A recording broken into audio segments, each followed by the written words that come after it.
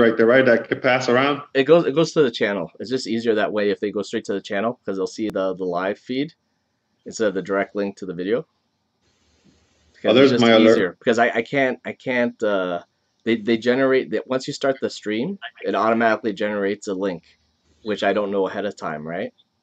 Because I'm using a two PC setup, so I don't want to use my download computer and my upload computer at the same time because I'm trying to maximize my bandwidth so that way I don't get Yeah. any dropouts.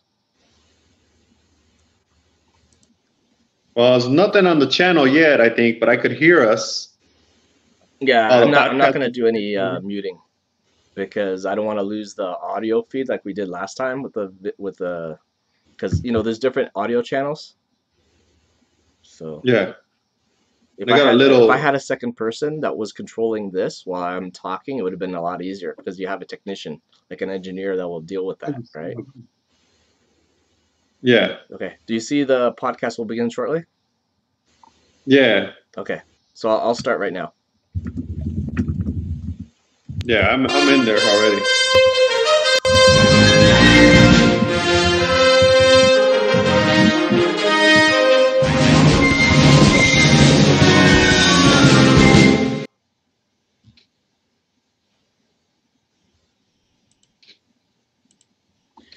All right, everyone. Welcome to Robotech World with with Maverick LLC and Memo One Dominion, and also Lancer.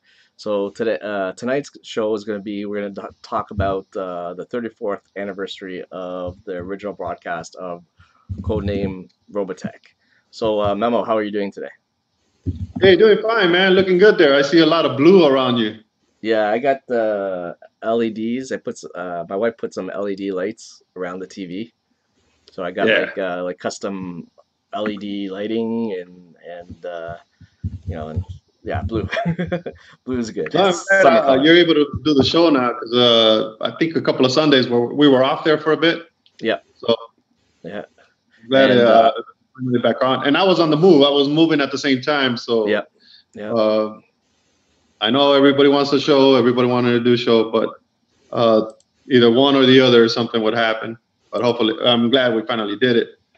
And we have on board is Lancer. What's up, everybody? How you doing, Protoculture Heads? Lancer is a regular now, so I think we should change it to Robotech World with these other hosts now. yeah, for sure, for sure. No doubt about it. Yeah, things have been we've been doing some things with the show, and I've been trying to improve the stream. I figured out that my laptop was capable of hardware rendering with AMD graphics. So I changed the encoding to AMD. The quality is not as good, but it definitely lightens the load on the CPU. So hopefully that will help improve the quality of the stream. And I did some changes a little here and there just to improve the efficiency and also got myself a better mic stand. So this one's a little bit more portable. I could take it pretty much anywhere, even to cons to do live broadcasts because this thing just clamps on the desk and that's it. It's ready to go. So new mic, everything. So anyway, tonight's show we're going to talk about it's been 34 years since the original broadcast of Robotech, and all of us here are going to discuss certain things we like about the original showing of the broadcast, which started with Codename Robotech, our favorite episodes, why we like them, and also we're going to discuss about any potential things that might be coming up for the 35th anniversary, if any, and also if there's any news related to upcoming production on the live action movie, as well as possible comics or even video games. I hear Tommy Yoon went to a video game convention recently. I saw that post on Facebook. Momo, do you have any idea what that was all about? Because do we have a video game coming soon? He was there with trying to shop around for gaming. They're trying to spread their license around a lot right now. So they're going to every place they can, spread the license. What do you call it? Put the name Robotech out there. That's what Sony wants. Sony wants Robotech out there until the live action movie. So Harmony Gold is out there trying to how do you say it? Get the license out there. Get more publicity, more than what Warner Brothers was doing. Warner Brothers just kept a tight lid on Harmony Gold. They couldn't expand on much, and it's quite a difference between Sony and Warner Brothers. So it's good. It's very good, but is it a little too late? Maybe, I don't know, because all we see is nothing but merchandising. I think me and Lancer are waiting on animation, maybe a real video game, and of course the live action movie. Well, any movement on that front in regards to live action movie? Have you heard any rumors or anything posted on Twitter or Instagram from Andy and Barbara Machete regarding the production Okay, updates? so want to go straight into the live action, right? All right, Yeah. live action movie. Everybody has to wait on. Is waiting on Barbara Machete and Andy Muschietti. Andy Muschietti, of course, the director, and his sister is also a producer, but at the same time, she kind of helps him a lot. I've seen her where she's handling a lot of the camera and stuff, thanks to the information leakage that she's giving us. And the rumors are, there's not no rumors. The thing is, they're here in Burbank. Well, I shouldn't say here because I'm not here in Burbank. I'm actually in Colorado, so I'm in Fort Collins, Colorado now. I actually moved. My company got me moved, but I'm following all anything that is related to the IT project because it lets me know when they're going to be done, and everybody has an idea that maybe they're going to be done by this week. Reason I say this week is because WonderCon is on the 29th, which is on Friday through Saturday and Sunday. Not only that, but IT #1, the first trailer premiered on March 29th. So everybody's expecting this weekend to be a release or a trailer release of IT 2. Once that trailer is released, then we know it's pretty much done, and we just got to wait for Robotech announcements. Now, there is that other, if they're going to do that Robotech, because there's reports out there that they're also getting works like what do you call it, Attack on Titans, what do you call it, the one with the not the end of the world, but the Time Machine, and there's another one that I forgot, but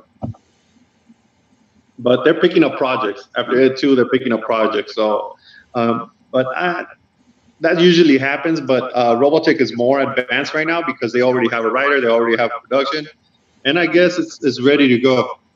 So that's all we're waiting for is just the trailer, and then and start seeing Robotech advancements. So if anything, if they start filming, like right now, I think they're ready. They just got to talk to actors and whatnot. I'd say hopefully by fall they could start working on Robotech or pre-production of Robotech before they get into filming. So is there any possibilities that we might hear something in a convention this summer? I hope since they're in Burbank, which is right there in LA, I might as well say they're in LA. They could invite them to Anaheim. Harmony Gold could invite them to Anaheim, but very doubtful because they're still under project of IT 2. But if, let's say they're done, they could probably promote it at WonderCon, but it's all in the air. It's all just rumorville going on. And in regards to the Robotech comics, is there any new series coming out, or are we still foreseeing a story arc that's going to continue with the current line? You're asking me questions I shouldn't answer. Sorry. I wasn't aware. Okay. Let's see what they announce at WonderCon, or if they save anything for Anime Expo, because they got WonderCon this end of March. There's a panel on Friday at 8:00. So if anything new, I will probably post. I'll be posting about it. Everybody will be posting about it. If there's nothing, then there's nothing. Then we would have to wait till Anime Expo. Hopefully by then there's already news on the live action, which Anime Expo would be in July 4th, around July 4th holiday. And a couple of weeks later is Comic-Con. So I hope they come out with something, not just merchandising news, more into live action news. But we got a whole week, and it's going to be probably a whole week of more being quiet than anything. But hopefully something comes up by panel time. Okay, Lancer. Yes, I would like sir. to welcome everyone. Lancer here. He's been sitting back, just listening to us questioning back and forth. Lancer, do you have any questions for Memo regarding anything regarding to Robotech? Is this movie going to happen? That's one of the main questions everybody's asking. That's the question. That's the only question that's on everyone's mind right now. So, I mean, when's the script getting done? How's that? That's a better question.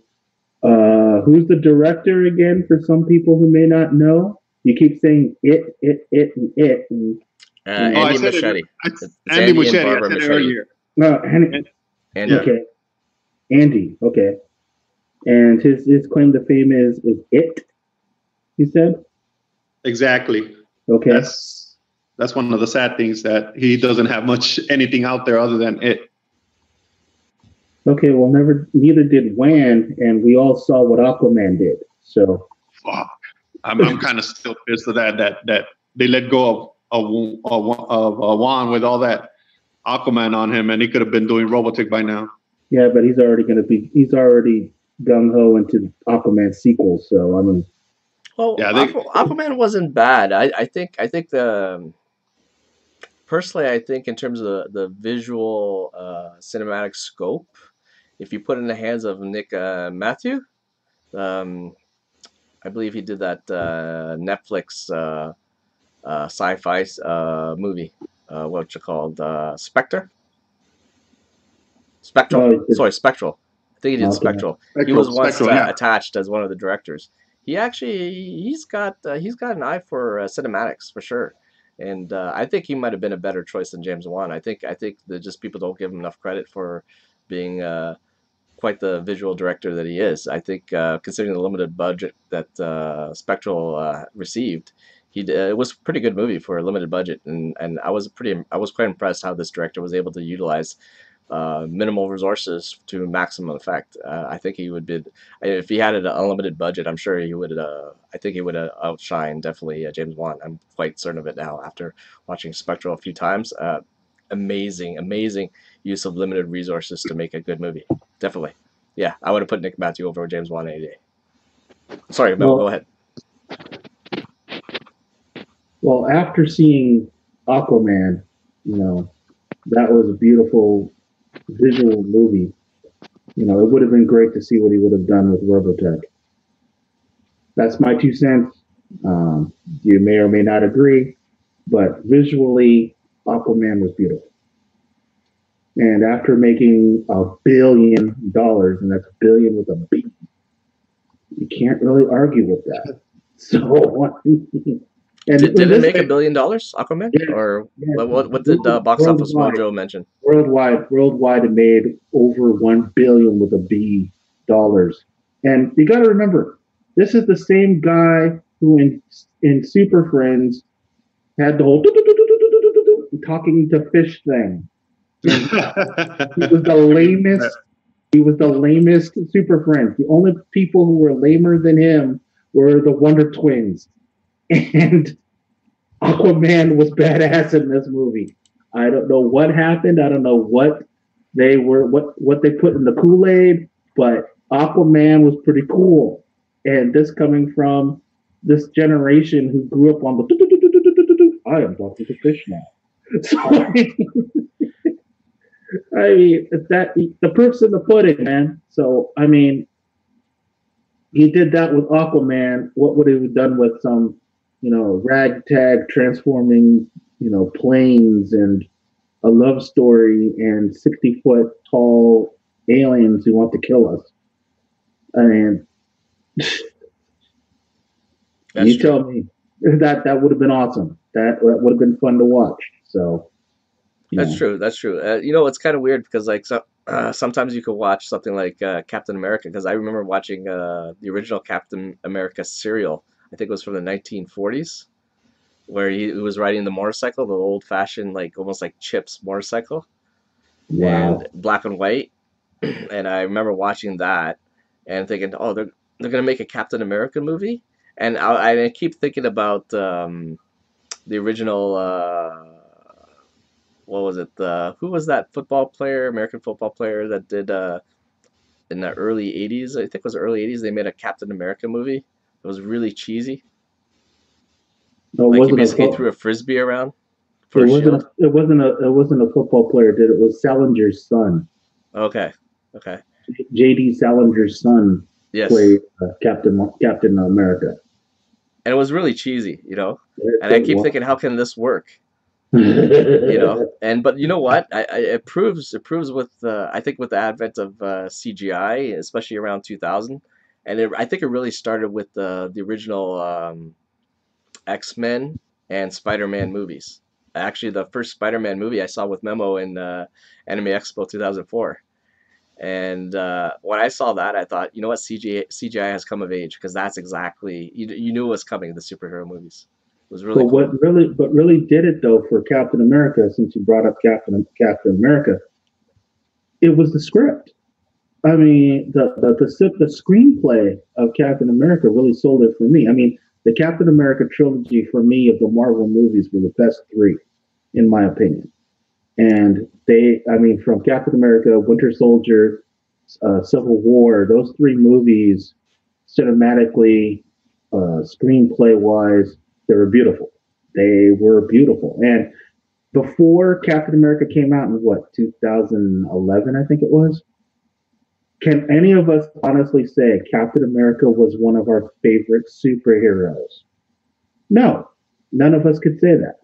After Cap came out, I don't know how many students that I have are running around with Cap shirts or Cap backpacks or are telling me, you know, Mister Captain America is one of my favorite superheroes. Okay, cool. You know, 20 years ago, that was unheard of. It was either Batman, Superman, Spider Man, X Men, Wolverine. Those were pretty much the only superheroes that people talked about. Old school guys would like Wonder Woman. If we grew up with what was her name? Linda Linda Carter. Carter. Yeah. Yeah, with Linda Carter spinning around in her hotness.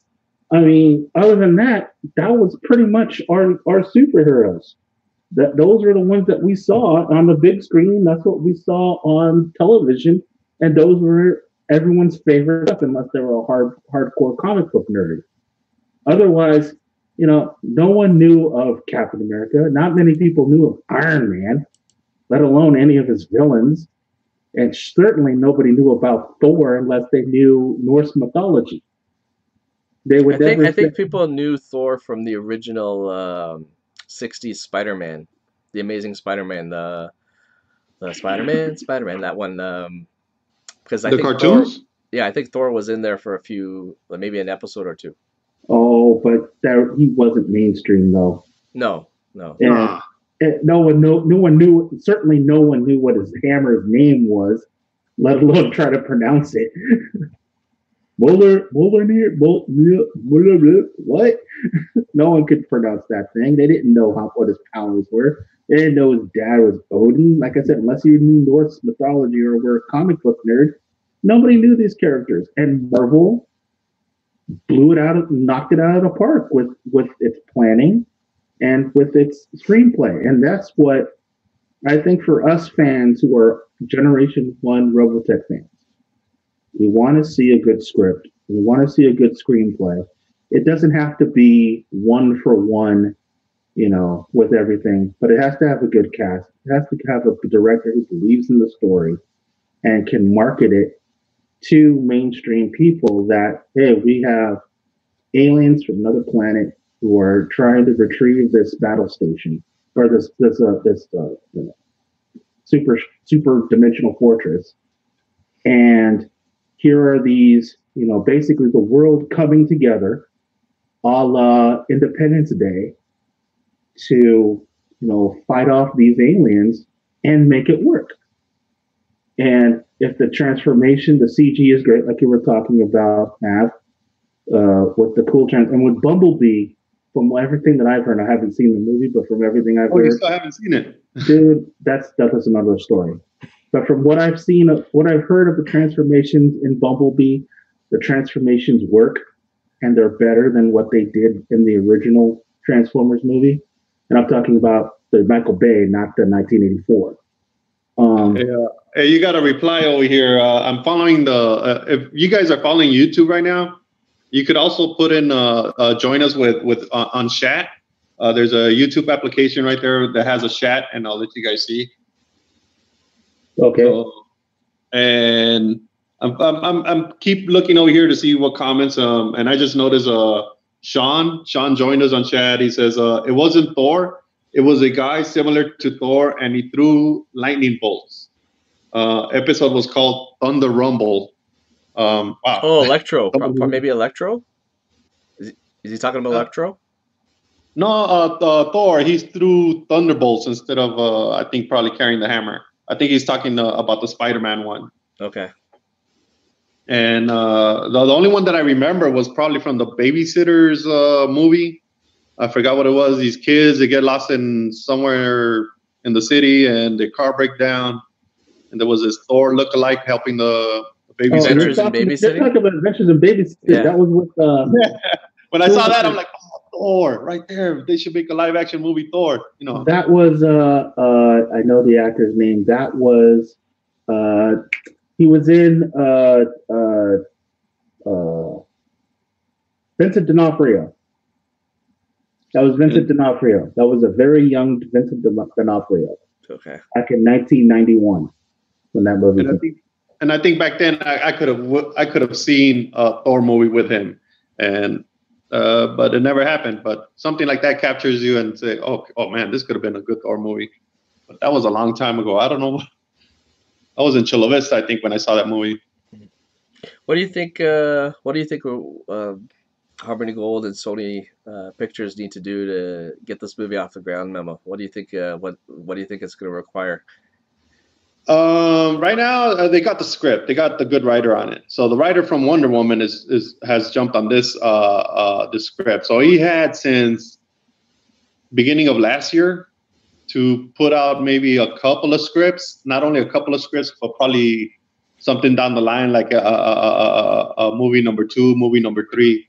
And see where it goes. So let's just hope that Sony. I think it's going to be between Sony and Andy Muschietti right now. It's going to be in his court as soon as this It 2 is out of the way. And I'm thinking April we'll just finally start seeing news about Robotech. I don't know if he's going to take some time off or not, but eventually he could start jumping on Robotech by the fall. I hope by the fall. But we still got all the way to Comic-Con. So we got to Comic-Con before they start premiering more stuff there. Maybe get the Muschiettis get invited for WonderCon by WB. And hopefully they have a chance to stop by the Robotech panel, which I think is going to fall on a Thursday. I haven't checked the San Diego Comic-Con listings yet on what panels times they're going to have. I don't think it's out yet. But I hope they do put something out. Now, what's going to take to get this off the ground is basically for Andy Muschietti to be completely done with it too, like really completely done. Not that they're still working on it during the summer or something like that, little things here and there. I'm hoping that they completely finish end of the month and maybe take some time off and start looking at their next project, which hopefully everybody's hoping that is Robotech. And from there on, just start seeing information coming out about Robotech. And if they start filming before fall or by fall, then I expect the movie maybe coming out end of 2020 or early 2021. It's going to be up to Sony when they're going to release this movie. It's going to be up to Sony. Okay. Well, another thing, Memo, recently there was a 34th anniversary of the original broadcast of Codename Robotech. So because of this anniversary, we kind of have this episode. It's a little bit late, but we had to. This is the only time that we actually be able to get most of the guys together to talk about it. So, any thoughts about now we're at the 34th anniversary. Next year will be the 35th anniversary, which will be a much bigger deal. Any word on what's going to happen regarding next year's anniversary? If there's going to be anything special, maybe Protoculture Con or something. Well, Protoculture Con will be there. What do you call it? That's already being talked about with some of the guys on on the convention side, but it's still a little bit jump. We're already talking about it, and there's nothing there yet, but it's being talked about. Like, we want to make it big for the, what is it, 40 years? 40-year anniversary? Yeah, so, no, 35. 35 years? Was it 30 the last one? 30, 35? 35 years? Yeah, this is going to be 35. That's a lot of years. But what do you call it? Anything special coming from Harmony Gold? Everybody's going to be focused on the live action. Everybody's going to follow, and if they're not following Andy Muschietti right now on Instagram, because that's where they're posting a lot of information for the It movie.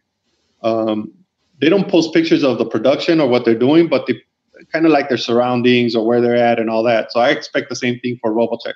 So maybe updates till the live action movie is done. So pretty much everybody's going to be waiting on that, and we'll see if Harmony Gold is finally be able to kick in some animation, anything that's related or goes around the movie. But we'll see. It's a wait and see for the 40th. The 35th anniversary. Okay. Well, since we're talking about the 35th anniversary, let's talk about this year's anniversary, the 34th. Memo. So what I want to kind of bring into is like when you first saw Robotech 34 years ago, what were your favorite episodes regarding that original viewing of that show? Like what did you like about that show when you first saw it? Like, bring it all out. You know, what was your favorite? It just so happens that I called in. I don't know. I was sick one day, and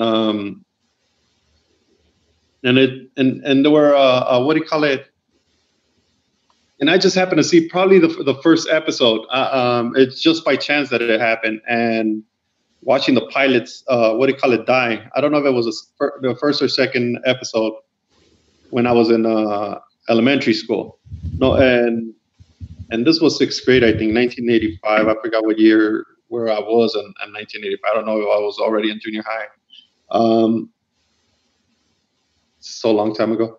But one of the things that struck me was the death of the pilots when they were fighting in the air, and that struck me like, wow, because back then I haven't seen that other than maybe Speed Racer or anime type of shows, but not in syndication. Because back then I was watching Transformers, G.I. Joe, He-Man, Voltron, all these other animations, and this one had a lot of that. So that one struck me as a wow, I got to see this animation, and the story just kept me, missing school till all the way through the summer when it finally, I think,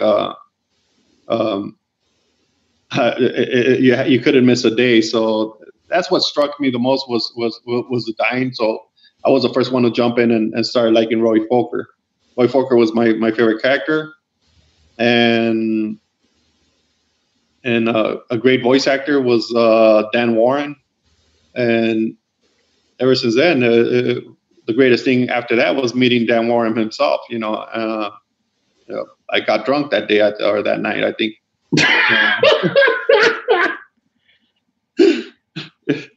I remember he I don't know how I got from his room or somebody's room.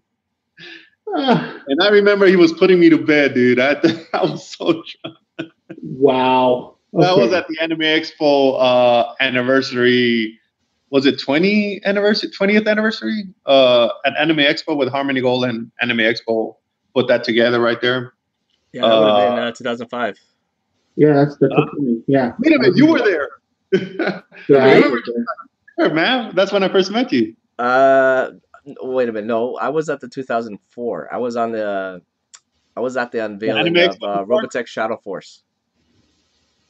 Oh, okay. Remember the initial title was Robotech Shadow Force before it became Shadow Chronicles? Oh yeah, the Shadow Force was Tom Bateman's script, I think. I'm trying to No, no, remember it that. I think was Tom originally Bateman tentatively wrote a good called script Robotech Shadow on. Force. It's like this is what's coming in. I think it was 2006, and Tommy Yoon was talking about it, Shadow Force, and then I Yeah, think 'cause I in remember 2005 they made a mention that it's officially going to be called Shadow Shadow Force. Chronicles. So I was Yeah. there in 2004. I met Tommy Yoon, Tom Bateman. I remember Tom Bateman going to me saying, His brother, "I Tom feel the Bateman's brother, need," was and I'm Dennis like, Bateman. because I was Maverick, and I'm like, you know, and I didn't clue in at the time, but yeah, hey, everyone was having fun. But yeah, I remember that. I remember Tommy talking about some of the history behind it, and I think I didn't see anyone famous on 2004, like any of the voice actors, unfortunately. But I remember seeing Tommy. This was at Anime Expo 2004, and when we all left the convention and went to ESPN Zone in Disney. Was it Disney World or Disneyland? Oh yeah, yeah. Yeah, we went there That after was to hang out for a little bit, and we the were hangout drinking and upstairs, I think.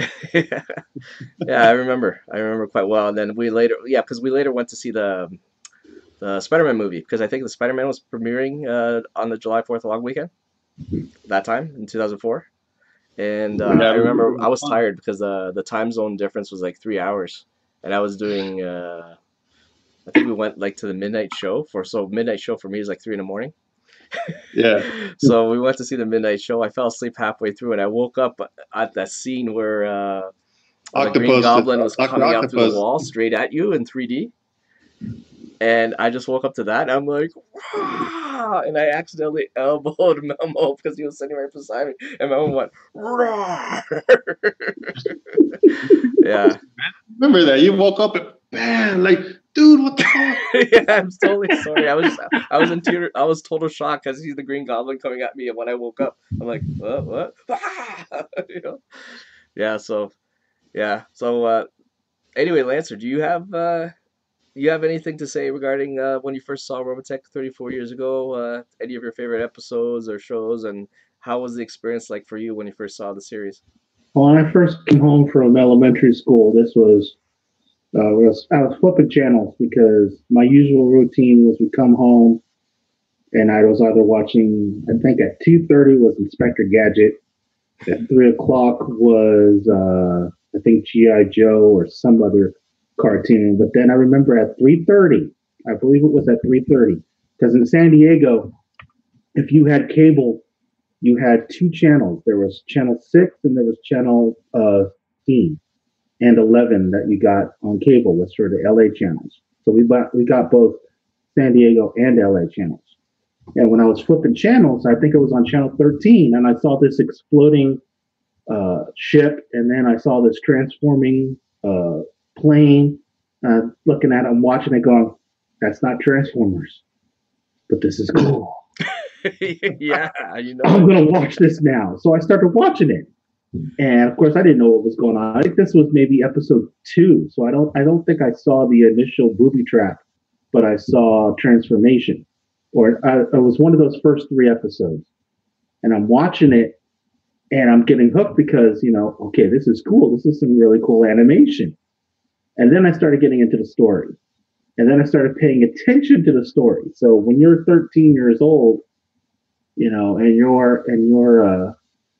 your attention span isn't that huge, but the comprehension skills are just cognizant that you're not a little kid, but you're barely a teenager, so you can understand some adult themes, but not everything. So I'm watching this going, okay, this is a cool story for a 13-year-old. I'm watching, this is a great story. And it was, nothing like anything else. And then, of course, the first episode that, of course, caught my eye, and I think caught everyone's eye, was Farewell Big Brother. And when Roy Fokker dies, and I'm sitting here watching, as Memo said, Roy Fokker is here's this particular character. And I personally always identified with Rick, but I liked Big Brother, because I've never had a brother, but I can identify with him being, that really cool Big Brother type father figure. And then they killed him, and I kid you not. And every time I talk to Robotech fans, we all say, "Dude, I cried." when Roy died. And I still cry to this day. Anytime I watch that episode, a tear comes to my eye because I'm like, dude, you killed Roy. And then, of course, they had to follow it up the next episode and kill Ben. It's not enough that they already crushed your childhood by killing a main character. Then you had to go kill off the comic relief in the next episode. WTF. You're a 13, 14, 15-year-old kid, and you're watching main characters die. This is something that not even G.I. Joe did. And you have to remember, this was before the Transformers came out, and then all of our childhoods just got completely destroyed when Optimus Prime died. So for many people in America, a main character dying was just unheard of. So when Roy died, I cried. I bawled my eyes out. And I think it made me love the series even more because they did something that in regular cartoons at the time never happened. G.I. Joe has lasers coming at you. Every time a missile came at a Sky Striker, what did they do? They parachuted out before the missile struck the plane. The plane would explode, but the guy would parachute okay. A tank would blow up some building and everybody would escape somehow. Nobody died. So, okay, well, nobody's going to die in a cartoon. That was just standard MO procedure for American cartoons. And now here, all of a sudden, here's Robotech killing off a main character. And then the next episode kills off another main character. And then they had the audacity to probably everyone's top 5 episodes in Robotech, Force of Arms. They nuked the bloody planet. And you're sitting here as a kid going, damn. Hey, Lancer. Yes, sir. Did that scene in where the kid goes, the soldier goes up to the kid and says, "How old are you?" And she goes, "I'm 2." And then you see the Zentradi blasters come in and vaporize the city. Did that affect you? That was in the Reign of Death. That to me that proved it was like something like really serious. We grew up in the Cold War, Memo and I, where America good, Russia bad, communism bad, capitalism good, and all of those disaster movies. I don't know if you remember movies like what was that movie? There was a whole bunch of movies where like they would nuke the planet or have a start of World War III or Red Dawn. Rocky. Yeah, not Red Dawn. There was it's not the day the Earth stood still. It was the day after tomorrow. Not the day after tomorrow. Sorry, the day after. It was the day after. Yes. Yeah. Yes, and it had what's her name? It had a Rebecca De Mornay in that movie. Oh, I didn't know that. Yeah, and in that movie, it also had James Earl Jones too, and Powers Booth. Okay. And that movie, they dropped a bomb. So if you were an '80s kid, you had the threat of Russia could nuke us at any time. That's not diminishing anything that happened back in the '60s with the actual Cuban Missile Crisis. I'm just talking about the propaganda was, Russia bad. They could come at our doorstep and kill us all. So we had all those movies that were showing those images all the time. So when Robotech all of a sudden does it in a mainstream cartoon, it didn't affect me so much as it just reinforced all the propaganda that was going on. Like, we're going to die in a nuclear fallout if we're not careful because, blah, blah, blah, blah, blah, blah. But I think what had a bigger impact on me was Roy dying. That was just, you don't kill a main character. And that scarred me for life. It really did. And when I met Dan Warren for the first time, I just went up to him point blank and said, dude, I cried when you died.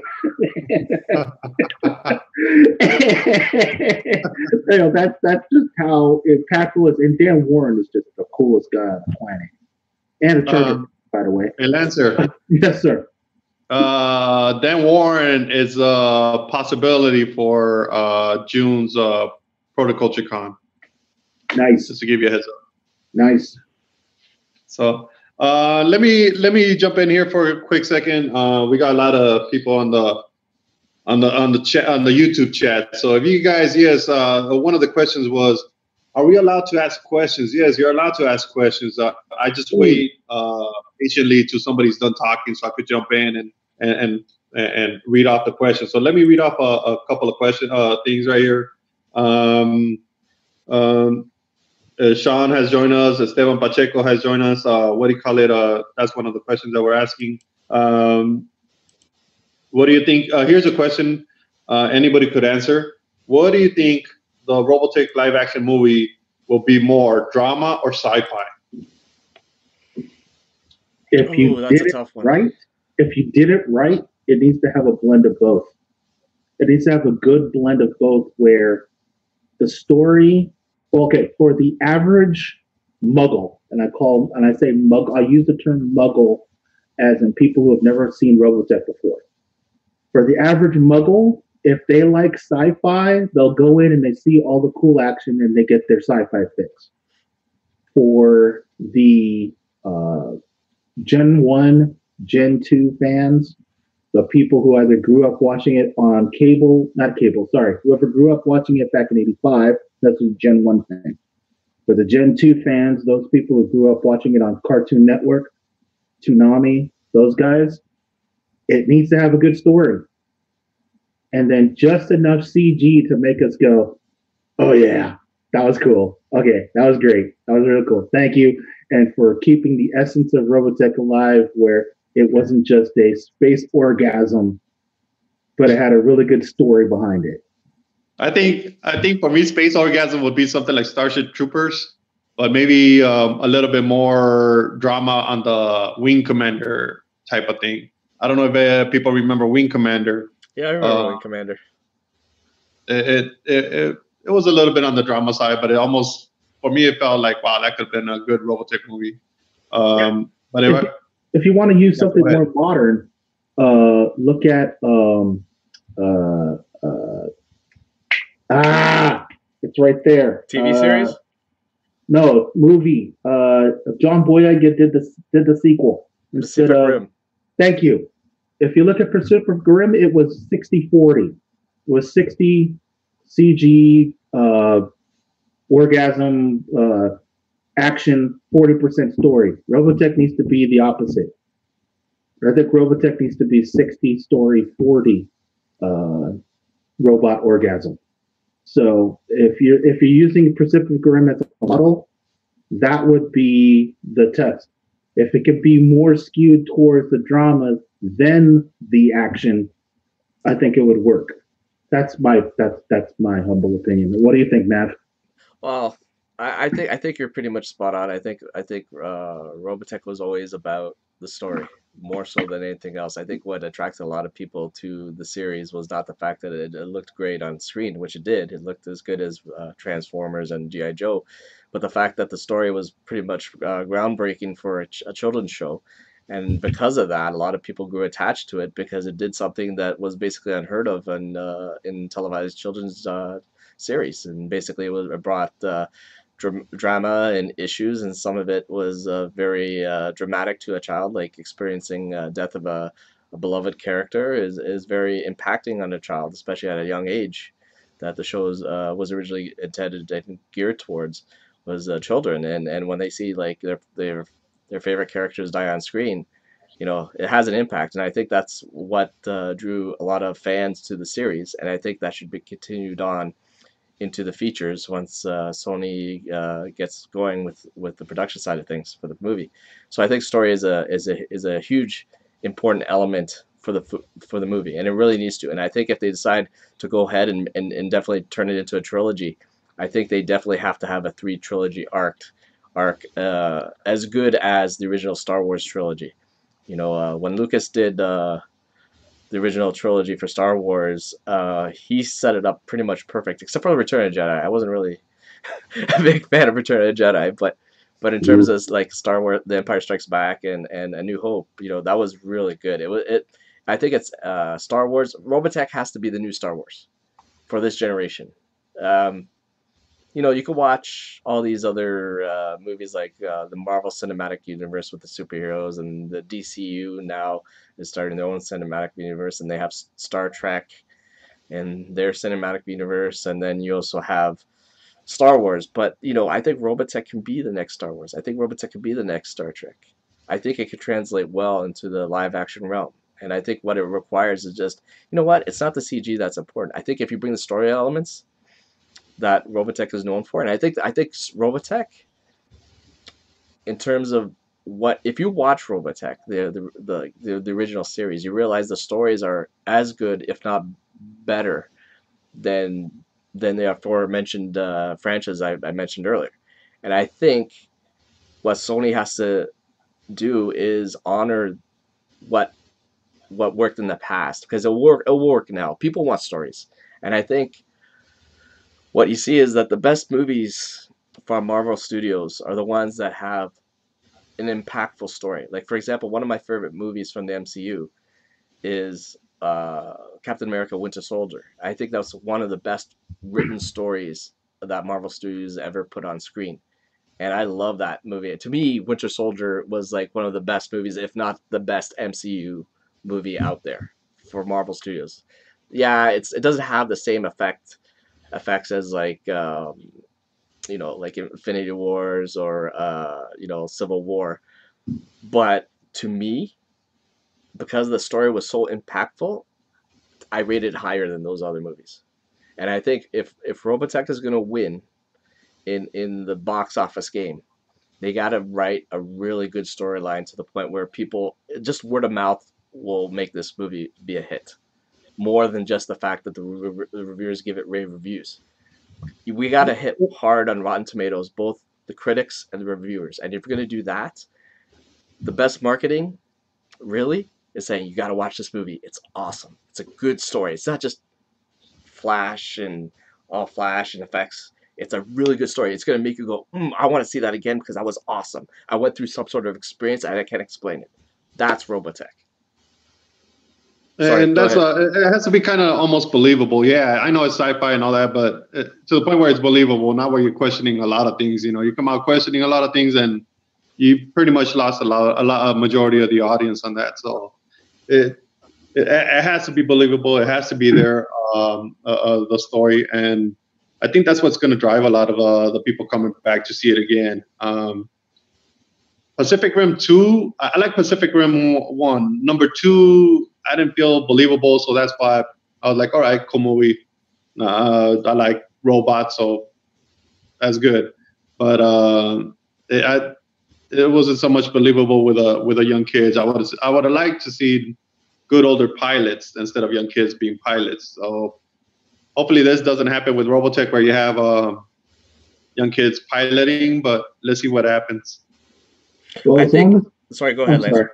Oh, well, don't. I was going to say that piggybacking on what you guys are saying, the technology and the mecha exist. I mean, you can say, okay, we got the skeletal remains or the remains of a Zentradi, but none of our planes, if we try to convert them, will ever be as tall as the Zentradi. So why don't we go back in the past and bring back an F-14 and refit an F-14?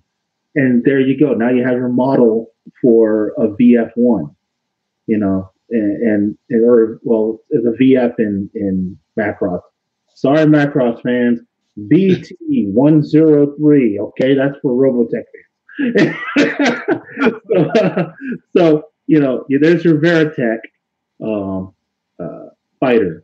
So you use an existing plane that already works, and then when you get into the next generation, if they ever get that far, then you could use an F-22 Raptor as a model for the Alpha fighter. Because it's I can see that. You got two questions right here that probably touching on that. This one is for all three of you. Did you like the Sentinels episode? I still think it's canon. Sentinels episode, does it mean the Sentinels movie if it's canon? Yeah, I could see the Sentinels. The Sentinels was based on the three partially produced episodes for the original intended series. I think that was supposed to debut. Well, it was worked on in '86, supposed to be debuted in '87. correct? Yeah, Yeah. but it ran out of money, Yeah, unfortunately. exactly. I think the Sentinels. I like the way the arc was going with the Sentinels. I think because remember that the Sentinels movie was intended to be a series to begin with, so there was supposed to be a beginning arc to start setting in place all the characters and their motivations and basically their intentions of what that story was going to be, and the fact that the Sentinels was also going to be broadcasted not just to Robotech fans but also to fans that never heard of Robotech before, so they had to reintroduce some of the elements of that of the history that that show had earlier, and I think for the first three episodes you could tell there was a bit of an arc that was going to develop, and it was going to develop pretty quickly and nice, especially that I was quite impressed with the Battle of Tyrol that was shown in the Sentinel series, because you could tell there was a lot of effort in putting in that animation where the Invid were invading and attacking the homeworld of the Robotech Masters on Tyrol, and it was amazing animation. I have to admit, Tatsunoko did amazing work in that area of animation for the series. So if the rest of the series would have been of that kind of caliber in terms of quality, that series would have taken off and skyrocketed, and Robotech would have been in a different place today. I think it would have been be where Transformers is now. You know what? But I would like to see if if the live action could touch a little bit on the Sentinels, kind of like give the maybe what led to the alien ship land on Earth. I don't want to just have that alien ship just come crashing to Earth. You know, everybody wakes up in a good morning, everybody's happy. You know, kind of Independence Day where the ship just shows up. Will Smith Independence Day. I'd rather see maybe a prelude of what do you call it? A fighting, or why they're fighting out in another galaxy, or whatever, and start looking at how the ship was sent off to Earth. That's how I would like to see it start. That would be a nice kick to Sentinels. Maybe something that will come into the future, and it would be nice. If I consider it canon, I do.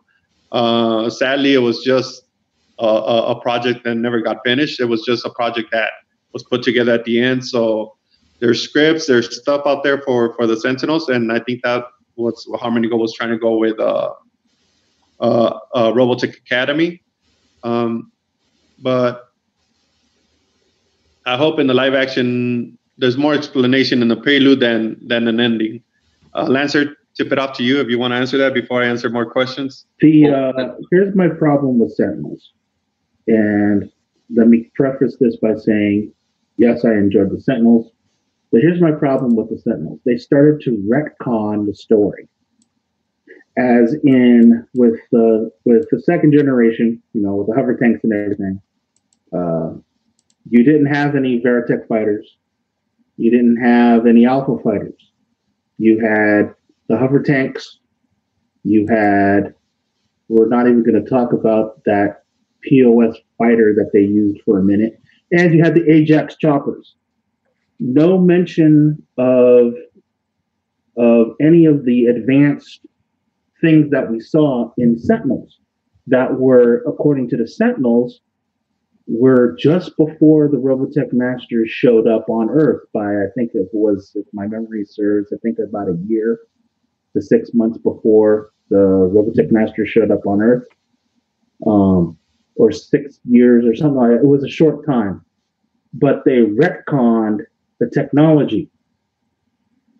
And my question would be, all right, if you had the technology to have the Alpha Fighter when the Robotech Master showed up on Earth, I'm sorry, we would have butt smurfed the Robotech Masters back to the Stone Age. I mean, you would have had a fighter that would have shot 60 missiles at any of those bioroids, and those bioroids were toast. I'm sorry, they would have been toast with a Legios Alpha Beta combination in a heartbeat. However, because of the original 85, that wasn't there. And then the Sentinels are all of a sudden retconning, saying, no, they were around, but they were sent with the Expeditionary Force, as well as all of our advanced technology, to go meet the Robotech Masters off out in deep space. That's why they didn't have it on Earth. I call BS, because that's when you start retconning, and that's when it starts getting weird. Now, this is where a reboot could answer all of that, because then you can retool the story for the 21st century. And then you can start figuring out, oh, okay, you know, here's Zor. This was his creation. This is how he came up with protoculture. This is how the Robotech masters abused it. How Zor said, oh, hell no, we're going to get rid of this and ship it off to some tiny blue planet about 35 billion light years that way. So, you know, they could do that. And then you could start over and say, oh, okay, you wake up one morning, Memo, sorry. You wake up one morning and, oh my God, what the heck? Boom. There's the SDF-1 crashing into Antares Island or Macross Island, and the rest is history. So that was my only beef with the Sentinels. However, you know, I did love the love song, the wedding song that Reba and I don't know who the second actress was who played Janet, who sang that song for Together. I can't remember her name. Together. Yeah, I can't remember her name, but I love that song. How they introduced a young Dana and a young Bowie. That was pretty cool. Max now being the head of Skull Squadron, and Rick now being the Brigadier General of the Robotech Expeditionary Force. Was he Brigadier General or Admiral? Yeah, Admiral. Sorry. Thank you. Either way, I liked they had potential. Unfortunately, because of funding, it couldn't realize its full potential. So that's why I would love to see a reboot of the series, because then you can, you know, just like what they did with Thundercats back in the day, what they brilliantly did with Voltron just recently in these last 3 years. Robotech needs to get that done. And Harmony Gold, if you are listening in some alternate universe, you know, Tommy, Billy, any of you guys, you know, the lottery is at $750 million. If I win the lottery, I straight up would give you guys $200 million to reboot Robotech. And I would. I think everybody would do that. I mean, I would be the EP, and I wouldn't even have to say a damn thing. I'll just give you the money. Just give me a producer cred, and just call it a day, and reboot Robotech. You know, you make your money back as a producer, because a producer is basically lending the money into the project. Why do you think I'm giving him the $200,000, dude? You don't even have to. You would make it all back. I don't have. You don't have to sell toys, man. Just say, hey, Netflix. Here's a little story for you. Just make it a 100 episode arc, and you could do the entire Robotech story in 100 episodes, guaranteed. And I can streamline the first season, that's 36, and put it to 20, 25 tops. You could put in the Sentinels and put in that for another 20. Then you could do Next Generation and Southern Cross, and you could put that into another 2025 and have the entire Robotech saga in 100 episodes for Netflix. And I could get it done in 4 seasons of 25 episodes each season. And Netflix jump on it, and I win. All right. Continue on with the questions. That was a pretty good long answers, you guys. Pretty good. One of the questions we have here is what kind of thing Sony cannot use in the Robotech live action movie? This is from Esteban Pacheco. Thanks for joining us. Sean Branch, Thin White Dork, and they're mostly having a conversation in there. But what kind of things Sony cannot use in the Robotech live action movie? There's only 41 images that are not allowed to use by Harmony Gold or licensed out by Harmony Gold that could be used in in new animation or movie rights. That's why it's called a reboot, because they're not going to use a lot of any of these 41 images, and I think up to basically, other than the story, they're not going to use much. That would be the Destroids, the Veritech that we know from from the original designs.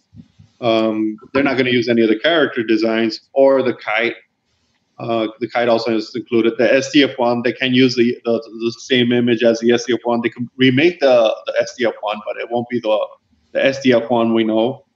But many other characters that is not going to be able to be used, it doesn't really matter because they're not going to copy and paste. You could just dress up a soldier and color, what do you call it, bridge bunnies. Dress up another character and color, what do you call it, Rick Hunter. You know, it almost Tobey Maguire almost had that spot, I think. But or Max Sterling and whatnot. So it's gonna be a reboot. So we're not gonna see things that we know from Robotech visually, but story-wise, I think it's gonna follow everything that we already know because they could use story. The story belongs to Harmony Gold, and that could be used. So let's wait and see. But it's no biggie. A reboot. We've seen a lot of movies with a lot of reboots, and they came out pretty good. They came out okay. But wait a minute, you can use the names though, can't you? The what? The names.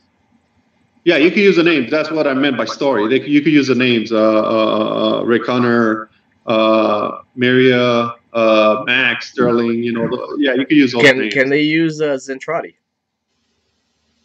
They cannot use the Centrati as it looks in the animation. That's one of the ones that they can't reuse. They have to reboot maybe what do you call it, the look and the armor or anything that goes with it. And what about the name, the word Zentradi?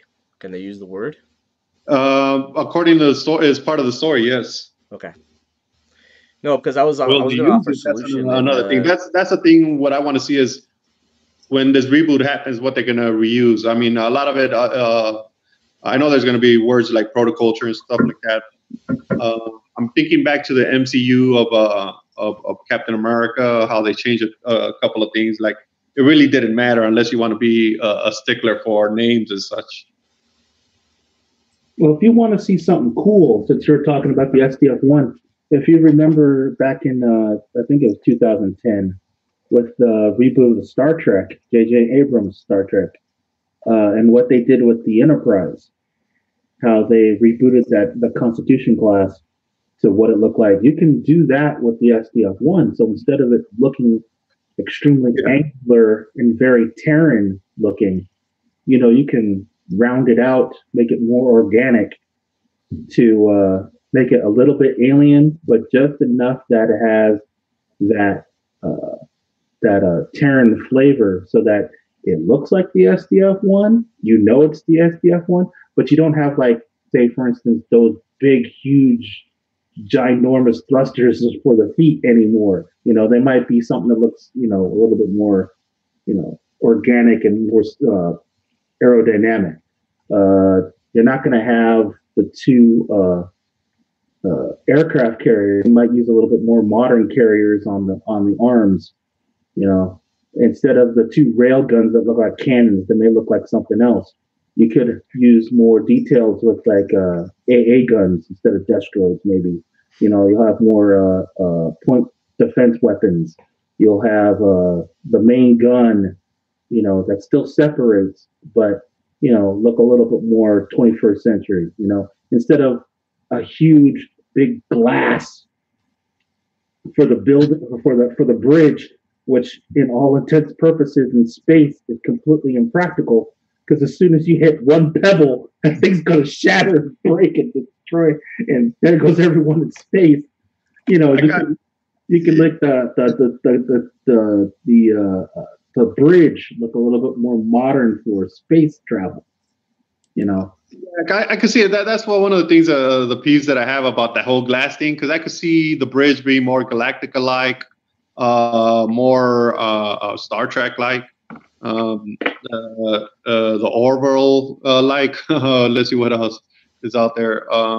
Galaxy, was it Galaxy Quest? Yeah, that's another one. You see all these bridges, futuristic bridges, and it looks nothing like the SDF-1 bridge. And I could see something more like that than what do you call it? Just a glass in front of the bridge, and multiple bridges. I think the setup was, one hit and it's over. And then of course, all of the other accoutrements that made up the SDF-1 and gave it its iconic look. The transformation scene can be a little bit more, organic looking or more mechanical looking, however they want to do it. And where they put Macross City and where they launch the fighters from. They don't have to launch it from on top of a carrier in space, which is not necessary. But maybe they can, adapt to what they did in Macross, having an arm that sticks out and then the plane just detaches from the arm, flips over and then launches or something. Or here's another thing. Yeah. I want to add another thing is, I had it right there at the tip of my tongue. Was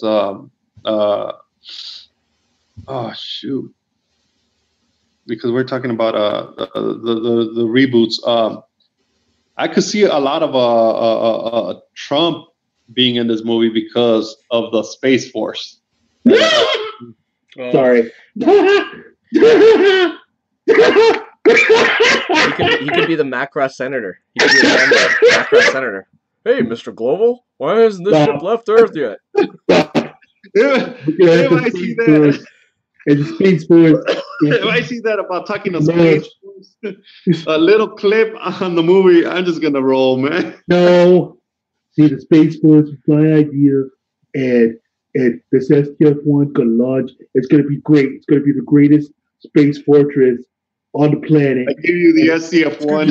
It's huge. It's gonna be huge. It's gonna be huge big guns, big huge thrusters. It's gonna have just big, huge springs, and the big guns, the best guns, the very best guns. Yes, the biggest cannons, the biggest cannons you've ever seen. Double D cannons. I mean, they're just huge cannons. Very good. And how is this ship going to be made? It's going to be made in China. Solid gold cannons. China. And we're going to put this big giant wall around the ship. So every time I hear him talk about that Space Force, I'm already thinking this is going to be used in the movie. Oh, God. Stop. Hey, you never know. He might be a closet Robotech fan. Hey. Stop, Memo. Okay, y'all need to stop because I'm not drunk enough for this. Next question. I think in all seriousness, no. I think in order to do the movie justice, they need to do an alternate timeline. I would like them to respect the 1999 aspect of it, if possible. If not, go to a different timeline in the past, maybe like 1979, where the F-14 was considered a new fighter back then, and use the F-14 as a... Because I think the F-14 will sell the movie. And let me add with a F-14 map. Okay. Like, can I jump in there? Yep. All right. Somebody's asking the question about coming up to that. I'm really scrolling through, but I like this one. Was the symbol of the Skull Squadron? Do you expect it in the movie? Oh, damn, Skippy, it needs to be. That's Jolly Rogers.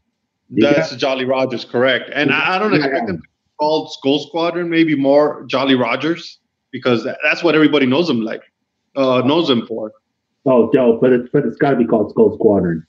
But they could call it Skull Squadron. They can call it Skull Squadron, and they could use the aircraft because all they need to get is permission from Northrop Grumman to use the F-14. And I think that won't be a problem. And you can get permission from as long as the script is respectful, the military will jump on and they'll say, dude, you want to use the Jolly Roger symbol? Sure, go ahead. Ask Michael Bay. He gets their permission for stuff all the time. So, and not only Michael Bay, but look at Top Gun. Top Gun with the new one they're doing. You had the Air Force and a lot of the military trying to jump in to be part of the movie. The best fighters, Navy fighters, Air Force fighters, and stuff like that. I hope that happens with Robotech. Speaking of Top Gun, the sequel, Val Kilmer's back in that movie, eh? He's gonna redo his Iceman. I liked Iceman a lot. It was pretty good. Yeah, it's gonna be cool. All right, let me see anything to throw in here. Couldn't the reboot use the new destroyer designs? No, we already talked about that. or the Mach 3. I think the Mach 3, yeah, they can, or even Neutron S missiles. That's something way ahead, right? Neutron S missiles would be kind of new generation-ish. That's new generation. Neutron S missiles are new generation, and plus they sort of used that already in this one anime I just got done watching. And what's your Bobber? They used it in Captain Marvel. They used a Neutron S type missile in Captain Marvel. Remember that big old huge missile bomb thing that what's his name was what's his nuts was dropping on Earth? I haven't seen the movie. Oh, sorry. It's okay. Spoiler It's all alert. good. Sorry, Mav, my bad. It's okay.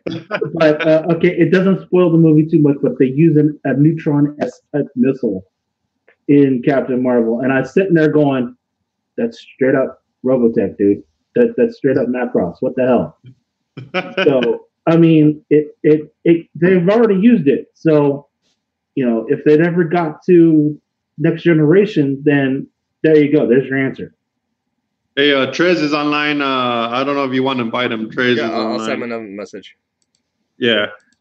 This says, this is from Sean. Well, U.S. Space Command was created in 1985, and it rolled to be part of the U.S. Air Force in 1991. You can use real life stuff. I mean, you got to get NASA on board if you can. For if I were doing this movie, I'd straight up ask all the branches of the military. I'd ask NASA. I'd talk to NASA, get them all on board, and hell, stop. If you talk to NASA guys, even if you talk to casual fans, some of them went into the military because of Robotech. So if you can get those branches of the military and NASA on board to, say, oh, this is what you can do, and here's what's science, but just enough science fiction, because that's what J.J. Abrams did with Star Trek. NASA came on board for a lot of things that they use for their warp engine, and for a lot of other things that are just realistic enough that that's plausible, even though it is science fiction. It is plausible to do with the SDF-1. In this case, with the Enterprise. But when they do it for the SDF-1, you got to get those guys on board, so that when people are watching it, the Muggles can go, wait, we can do that? Cool, we can do that. Well, no, but, sure, dimensional folding. Sure, we could do that, but, hey, Trez, what's up? So, yeah, that's what I'm going to try to get him on there. Just give me a sec here. Hey, Mav, it looks like we're frozen. We've been frozen a while on the YouTube channel. I don't know if it's probably me. But there we go. It bounced. Okay. It's good. So we're coming out good. All right. Can you hear me now? You're trying to get Trez? Yeah, Trez, I can hear you. Yeah, we can hear you. Better late than never. What's up, buddy? Long time no see. Yes. What I miss? Oh, the usual: sex, drugs, rock and roll, chips, dips, chains, whips, candy wax in the nipples, and a bunch of people running around in their underwear. Space Force. Wait, did the Mad Max guys show up yet? Sorry, Tress? We didn't catch that. Sorry, referencing on references. Oh. One of them was a teacher.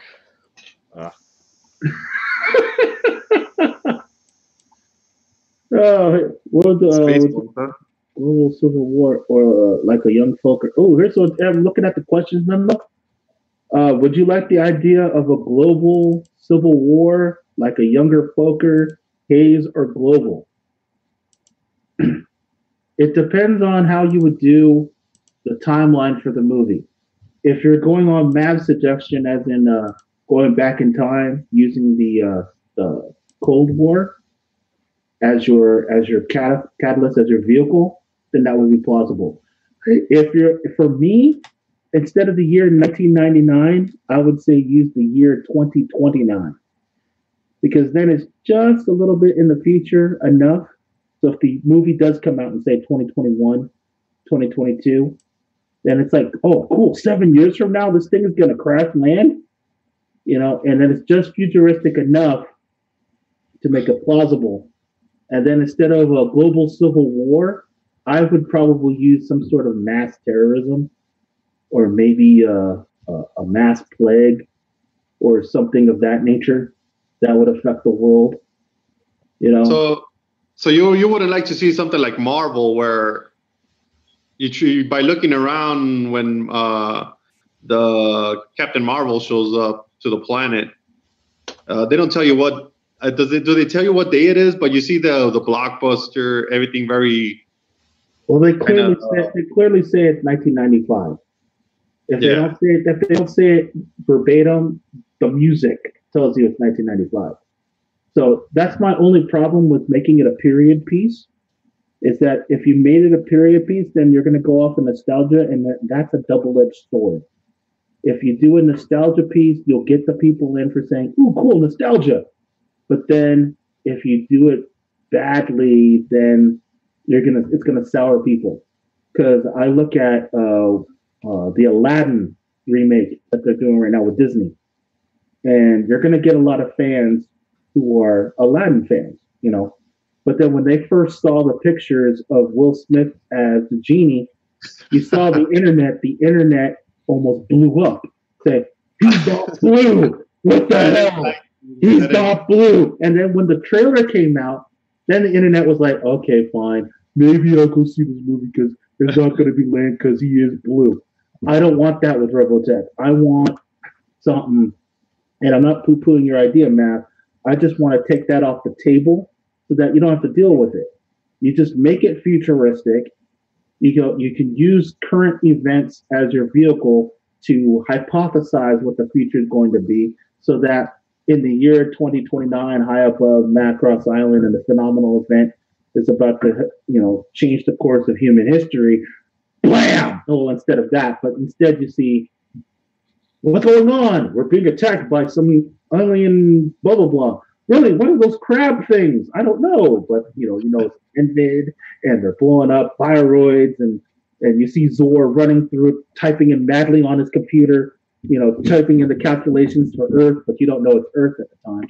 And then you see his giant space forces getting ready to land or launch. And he's saying, "Sir, we're not going to leave without you. No, go, damn it, go!" And then the Robotech masters bust in. Boom! "Zor, what are you doing? Stop this immediately! Stop this madness!" "No, you can't have it. You can't have it. You perverted my creation. This is what happens when you pervert my creation." And he hits the button right after he gets shot. And he hits the button for it to launch. And the SDF-1 just folds out in space. And then you have black. And then you see the star lines of a warp happen. And then all of a sudden, you see the SDF-1 folds out in space, start crash landing on Earth with the opening credits saying, "In the year to blah, blah, blah," whatever. And you're like, "Oh, cool." Sorry, I just had a whole thing there. No, I could see that, but it took so many years for them to retrofit the SDF-1. Exactly. 10 years. Exactly. 10 years, kind of optimistic in my personal opinion. Hey, remember, it wasn't completed though. Remember, they could do something like Men in Black did, or the Transformers movie did, and say it crash landed earlier, and then blame all of the modern era's advances on reverse engineering technology from there it. You go, yeah. But remember, not only that, Trez, but I think a movie that kind of resembles a futuristic change was Independence Day 2. Yeah. Independence Day 2, the technology change, I could see that being used with the current hardware and just changing it around to more technological advancement coming out of the machines. I like to touch on the Civil War, that the Cold War that Lancy was talking earlier. That maybe there's still some rendition going on in there, pockets of anti-resistance of this new technology or this make-believe threat, for the world peace type of thing. Everybody under a kumbaya thing, but everybody building up a military. And there's a faction there that's against it, which leads to one of the main characters, which is Min May's cousin. Kyle? I think the biggest question that probably needs to be settled is, do we want the movie to be a futuristic movie or a present day movie? Because you have examples of both. In the original show, it was supposed to be 30 years in the future, but a lot of the examples are more modern examples. It would be it crashed today, and within the near future, 5 to 10 years out, the story is set. So what would that movie look like if we said, it crashed in the year 2019 and it's set in 2030, or it crashed to make a parallel to the original show, if it crashed in 2020 and then the show is set, the show is set in like 2050 and it crashed in 2039 or 49. 39. Fuck math. It's Sunday. Pardon my French. But you see what I'm getting at. Like, it was right. The show premiered in 80, was it 82? 85. And it was set in 2009, right? If you really that's a big futuristic jump. So would you want to see that in the movie, have it, forecasting 30 years into the future like they did back in the 80s? Because of course they miss things, personal computers, cell phones. Nobody's got them in the cartoon. Do we want to have something more contemporary setting, or do we want to have something that's more future speculative? If you want to really blow people's minds, Trez, you can piggyback on what Mav was saying. The Roswell space landing really wasn't the Roswell space landing. What you were saying, Trev, with the Men in Black theory, that was actually the SDF-1 crash landing on Earth. And maybe the Sydney auditorium really isn't an auditorium. It's actually the SDF-1, like the top of it, or something like that they built over it, or the Disney Center in LA is actually just the top of some structure on Earth today that looks so futuristic and weird that it's actually part of the SDF-1. That it's camouflaged, and it's been in camouflage for the last 60 years. I'll do you one better. What if all the Manhattan Project and the South Pacific nuclear weapons testing was just the cover-up of the landing? There you go. And the testing of the missiles and stuff were actually early forms of Robotech weaponry. And the nuke was actually a byproduct of that. Oppenheimer and Einstein were the Professor Lang of Robotech, but they were actually the real scientists of the crash.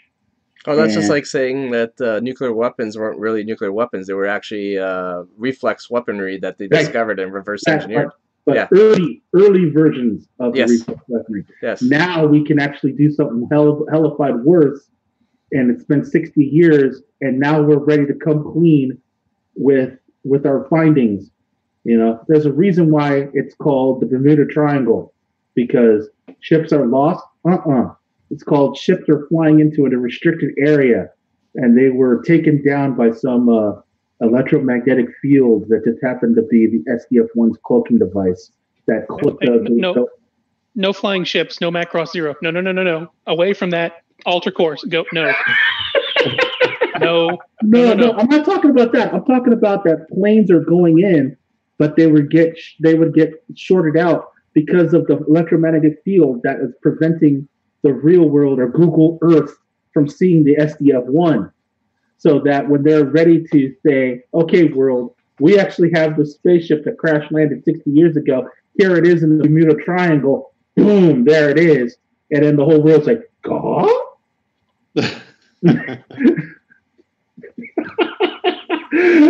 Space Force.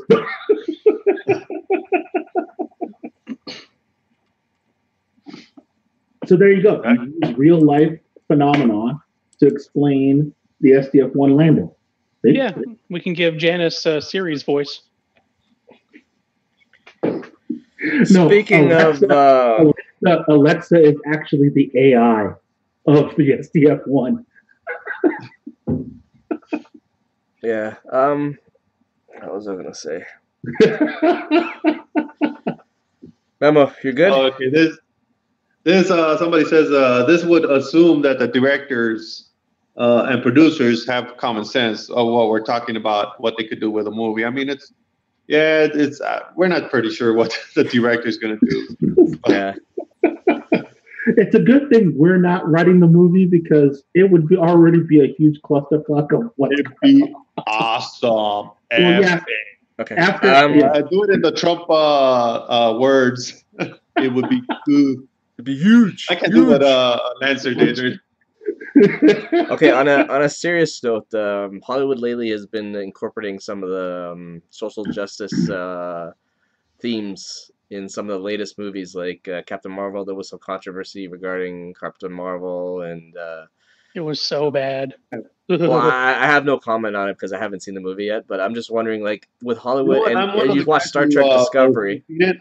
Sorry, when I saw it the first time, I didn't see no feminist pushing it. It just character who's a hero. I didn't see nothing like that or no politics in it. It was just I think what's his name? Samuel Jackson stole the show. He was pretty funny on this one. Do you believe that Sony should use Robotech as a form of social commentary, or just leave it alone? And because that will kill it for me. That turns me off. I just cringe right there, and I'm like, we don't need this, Yeah, because they did the same thing with Star Wars: The Last Jedi, and I wasn't too. I think it impacted the story a little too much. It kind of distracted away from basically the way the story was. Not only The Last Jedi, but the other one, the one before that. I know what you're talking about. Force Awakens. The Force Awakens. Yeah, Force Awakens. Because you get this girl out of nowhere, and she's getting all these things out of the blue, kind of almost like Solo did. Get the power, get the use of the Force, and all that, and not the way Luke Skywalker kind of went, but more like she's just getting all this stuff, and it didn't make sense to me. So that's one of the things that threw me off. I hope Robotech is not like that, where just somebody just jumps on the ship and I know how to fly this thing, Well, that's the difference between characters and tools. Rey is a tool for an agenda. I think it's undeniable that Robotech is giving us social commentary, but the best kind of social commentary, the only kind of social commentary that actually works, is when you don't know it's there. I just went and saw Shazam at an early preview, and I'm not going to spoil it, but I think it's the best DC movie since The Dark Knight, and it does have recognizable, diversity themes since to Aquaman, it. maybe?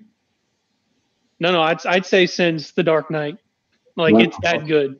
Wow. Very high praise for me. Wow. Okay. I didn't expect that going in. There's a lot of great humor that's not in the trailer, so they didn't spoil everything. All the actors are into it and turn in great performances. Even the generic origin story bad guy has some really good, truly scary scenes. Plus, they got Superman's dad from Smallville to play one of the characters. I thought that was a great little cameo. Oh, that's cool. Nice. But it has these messages, and they're in there. You can recognize them, but the characters are so good and so well realized, and not treated like tools. And you just go with it. And before you know it, the movie's over, and you're like, "That was amazing." But you go watch Star Wars, and it's like, she has no flaws, and she doesn't get any development. She just stands there fiercely. And the same thing in Marvel. Samuel L. Jackson, all the other actors acted circles around Brie. And, part of it's her and part of it's just the direction. At the end of the day, the studio and the producers and the director are signing off on these takes. That's our vision. Yeah. And you can just instantly spot it. People have this great radar built in for BS. And, it's a shame when that just tanks a movie. Because otherwise, I enjoyed Marvel. All the other actors, all the other cast, even the hokey going back into the 90s, that was kind of fun. Seeing her wear grunge, was not well. I think you need to have. I'm sorry, Trey. I think you need to have subtlety. I think that if it was subtly done, then it'll be good. I mean, I'll give you two examples. For me, in Robotech, for being a person of color, to see Claudia Grant on screen with as much screen time as she had was a big deal for me. And I'm sure for girls to see a female first officer with Lisa Hayes, The whole bitch crew was female. right, and also to see a badass pilot in Miria be on screen. And we can argue about this back and forth. I'm sorry, Breed Size Black. I don't care what anyone says. To see that on screen for me, that's pretty cool. And it was not overt. It was not in your face. It was subtle. Now, Well, it wasn't even just subtle. It was just those were the characters. There's no hesitation. Claudia belonged on that bridge. She acted like she belonged on that bridge. yes, It was a realistic portrayal of a second officer of a flagline ship. yes, And and who that was happened to not be done black. before. And that was And not and done Lisa before. Lisa actually looked at Claudia as a mentor. If you Yeah. if you really look at the series closely, she was looking up to Claudia as a mentor. Basically, Claudia was like the Roy Fokker to Lisa. Yeah, Yes, Claudia was Mama Bear on the bridge, and Exactly. there's And she nothing guided the wrong with crew. that. She had the wisdom and the charisma and the experience to manage all that. While Global is kind of like, I am the commander. I'm the captain. And if you need anything to be taken care of, he would always most of the time will either look to Claudia first, then Lisa. And then when Lisa grew into a role and became a little bit more assertive and grew as an experienced bridge crew personnel, she took up the mantle to take a little bit more of a leadership role, and that allowed Claudia to kind of step down a little bit because Lisa grew into that position because Yeah, they Claudia was weren't there to mentor her. It was they weren't awesome. wasting so much time having to be the first. This is the Exactly. first this and the first that. The first all female pro polo handicap team. Whatever.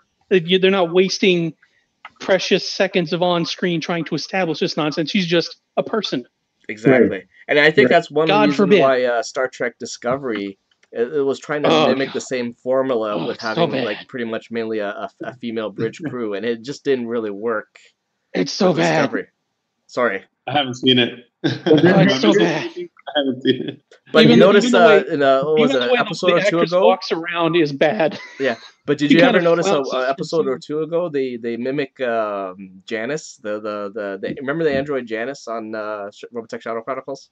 How Yes. she was kind of like hacked Yep. by the Haydenites in Robotech Shadow Chronicles. They did the same kind of storyline in Discovery with what's her name on Discovery, the android. No, she was a cyborg, She was a cyborg. That's correct. She wasn't. not an android. Data was the first android. Yes, Like that's correct. the only canon that they actually pay attention to. Yes. But But it was she kind of got hacked, just like Janice was in Shadow Chronicles. She was hacked by how the Haydenites were using her in Discovery. She was being hacked by it wasn't the Angel, but by Section 31. It was Section 31 that was using her. Yeah. The future AI. Yes. Control. and then on Which looked like what's his name in Superman comics, Brainiac. It had the 3 dots. Yeah, Star Trek Discovery is ripping off Robotech. Huge this season. Oh no, it's ripping off Robotech. It's ripping off Superman because of the Brainiac thing, and there's some other thing to being sued over. And like the similarities, I saw a panel of comparing characters from Discovery, and it's like shot for shot the same thing. Yes. Wow. Oh man. But then on the converse side, it's really pretty. If you look at the converse side of something that was overt, and I personally don't think it was necessary, but other people may, if you could agree with, disagree with me, and that's cool. Look at Voltron and what they did with Shiro. Oh God! In the first couple of seasons, it was just okay, everyone was there, but then all of a sudden they started going down. Okay, Pidge is not really a boy, he's now a girl. Okay, fine. But then they started saying, okay, well, Pidge is now maybe gay. And then all of a sudden, in the last 2 episodes, they just shoved down your throat, Shiro is now gay. Shiro had a boyfriend. Shiro was married and all this other stuff. And I'm going, seriously? Well, Why did that's that? That's As soon as I heard about specific that, creators. They did the as soon same as I thing heard with about that, I turned it off. they did the same thing with Legend of Korra at the Right, very end. right. And honestly, was that necessary? Now, Oh no. you can debate that all you like, and that's fine. I'm not going to poo-poo your opinion. I'm talking to the universe right now. I'm just saying, as a fan of Robotech, as a fan of Airbender, it wasn't necessary for the story. Oh, I and did not they care actually that did it they on were- purpose to Right. a certain extent because the Right. Voltron fans were hounding them so much for the ships that they were all supporting. You know, who should what's her name, the princess end up with? You know, is Shiro and Lance going to get together? And apparently, it just got really toxic. And even the writers, up till the very end, didn't have it planned out who was going to end up with who. And yeah, just you know, And the that last like 3 I seasons think were the just problem awful. with Voltron. My take on the problem with Voltron is I think they didn't think that the series was going to be as successful as it was on Netflix, and last this long into the amount of seasons that they produced. So I think they didn't have the foresight to realize the length because it kept getting renewed. So I figured they were just running out of storylines, and they decided to give in and say, hey, we're going to close it this way, and Oh, definitely. yeah, I because think they were I running think out. opposite. I think they had a set ending. I just didn't think some of the character development went the way that it was originally going to go. Because if they were getting hounded by the fans to do, to go one way versus going another way, that's when you start getting into trouble. Because, just like I think this is what J.K. Rowling is going through right now with Dumbledore.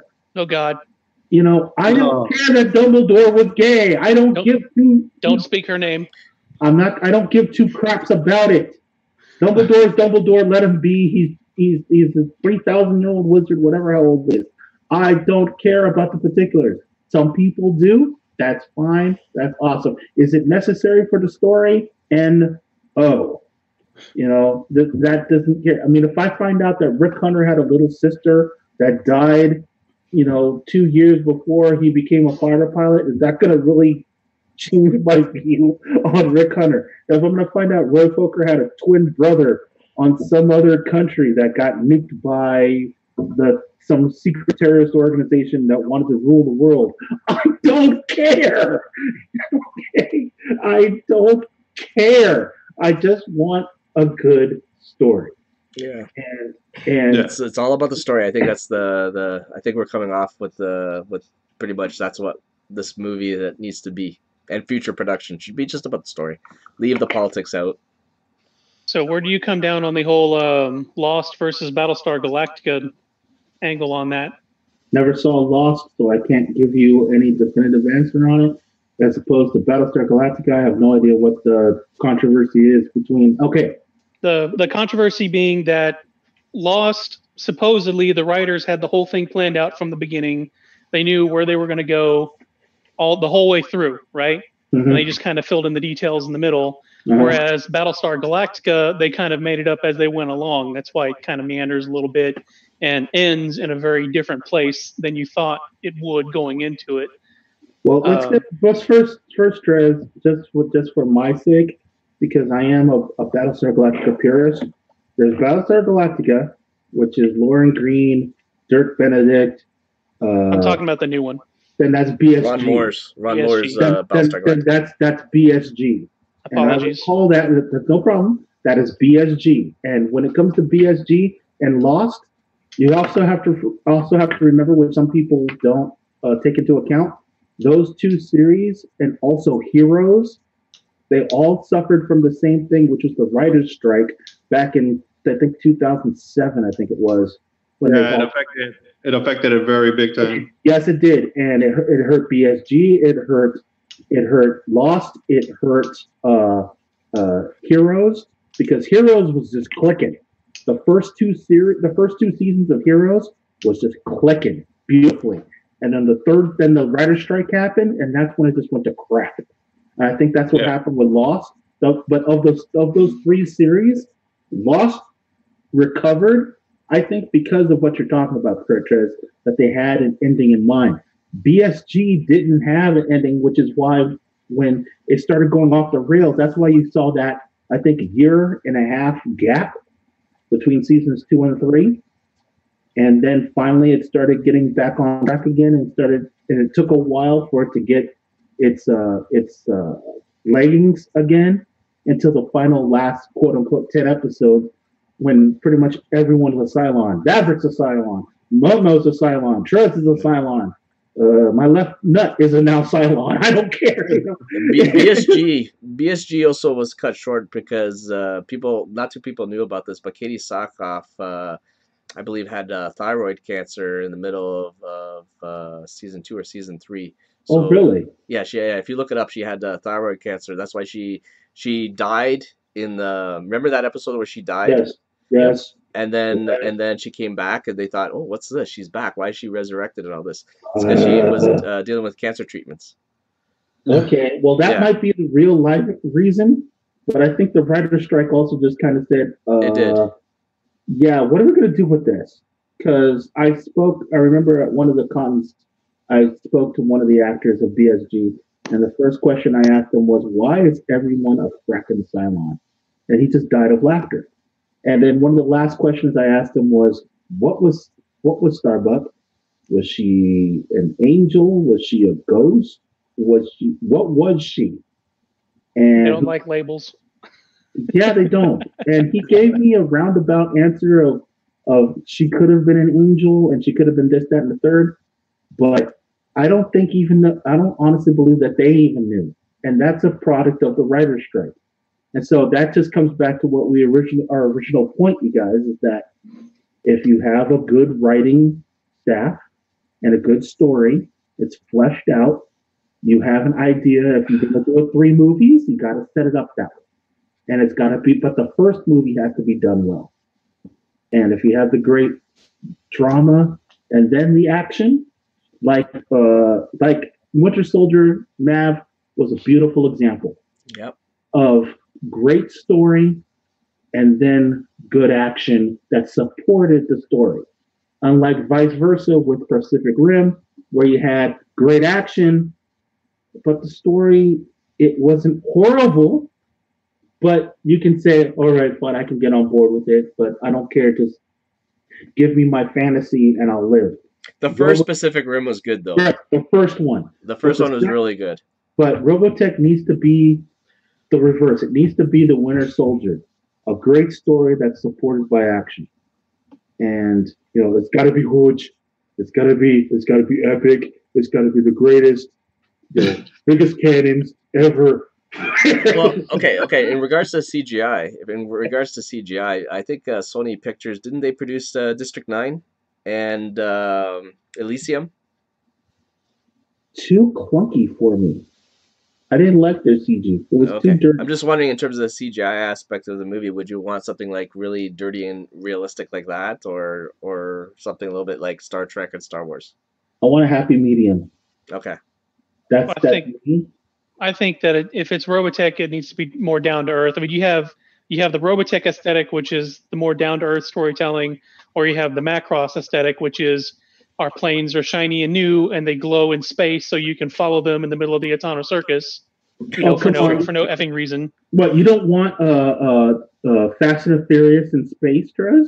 No, I do not want Macross Frontier in live action, please. No, thank you. Would you like to have Spice Girls to be involved with Robotech? I may be one of the few people that actually liked the aesthetic of Shadow Chronicles because I liked the harsh, realistic lighting of space on these mecha. I thought it lent it another level of realism, that the original show didn't have. Like, one of my favorite scenes was the scene in the fight in the Rings of Saturn when they're flying dark. Oh, I mean, how compelling was that? Yeah. And it's just such a simple little touch.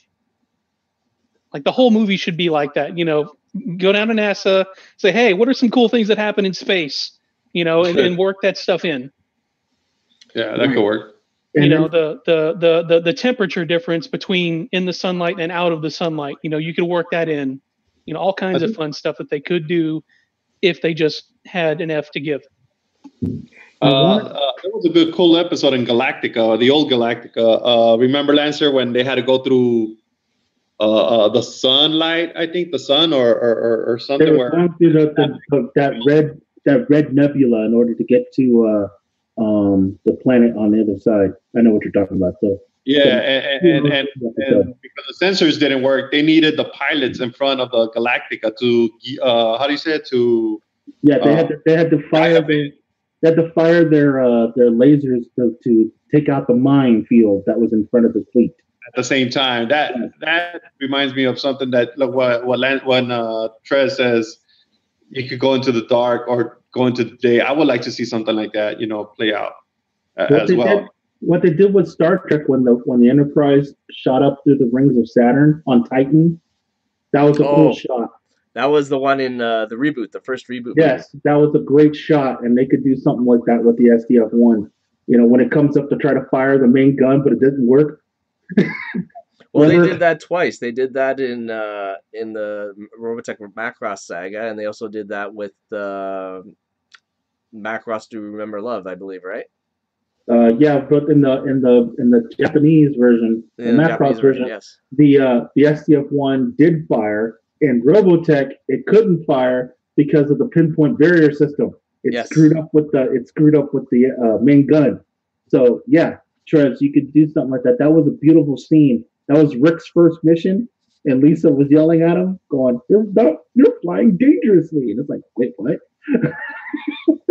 So I think Robotech could do a lot with the cinematic aspect of it. Like, I remember watching BSG, and there was that point where they rammed the Galactica into was it the main colony base? The very final episode. The very final episode, and they rammed it. And when they opened up, I was thinking, "Oh, this is like the Delos maneuver." Exactly. It was awesome. It was beautiful. You know what? And you can see how Robotech influenced pretty much an entire generation of filmmakers. Because, like Trez was saying, you're seeing stuff in Discovery. You saw something in BSG. You see Pacific Rim with big giant robot mecha, which 20 years before that was, I'm sorry, Memo, but RoboJock sucks. Dude, I have that VHS stuff. You can have that VHS because that movie was horrible. Let's punch him in this one spot where I know that there is a weak spot where it says a crack in his shoulder. Let's go punch it, and then it'll blow up and screw up the arm. Okay. Oh my god! It was like an early version of Power Rangers before Power Rangers. Guys running around in these suits, and I just wanted. You know what I'd like to see? This is what I would like to see. I would like the first movie to be a bit of a blast of a movie, like in exciting, adventurous, and all that, and still a little bit of a serious movie, just a little bit. And then the second movie be like The Empire Strikes Back, with a little bit of a role reversal where the Zentradi gets absorbed into the survivors, and they have a little bit of like a xenophobic problem, because you have aliens trying to intermingle with humans, and it would be something similar like to remember Alien Nation back in the 90s? Oh yeah, something like that. Yeah. So you got a little bit of Empire Strikes Back and Alien Nation and Babylon 5, where you got all these races trying to get along, and yet you got an enemy threat that's wants revenge. Well, you can have masters, You can have that, Matt, but if you incorporate that into the third movie, where it's Reconstruction Blues, you can have all of that. You can have all of that because the second movie, piggybacking on what you're saying with Empire Strikes Back, the entire second movie can just be a running firefight of the Zentradi attacking the SDF-1 and just battle after battle after battle. And oh, by the way, here's Max and Miria fighting, doing their thing, falling in love, and battle after battle. Then they crash land on Earth, and they finally get home. Hooray! And then end it with Roy dying. You got to do it like a Infinity War. End it on a bad note, and you leave in the theater going, I can't believe that happened. I'm so bummed now. Because I think what they need to do with the movie is do something similar to what Yoshi Tomino does with Gundam, is basically do a kill 'em all finale, where it's like, your favorite characters are just died, they're killed off in imaginative ways, just to shock the audience. Well, I mean, Ben dies and Roy dies and the Bridge Bunnies all die, so you're not far off. that Yeah, is true. Yeah, that is true.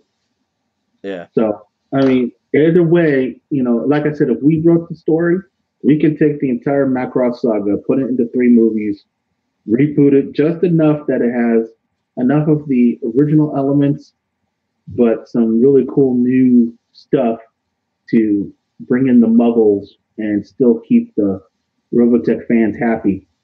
I But think I think it needs imaginative death scenes too. And if you want like a good anime influence for death scenes, you got to watch Spaceship Runaway Edion and the 3 major movies plus the TV series. Like especially was a Be Invoke.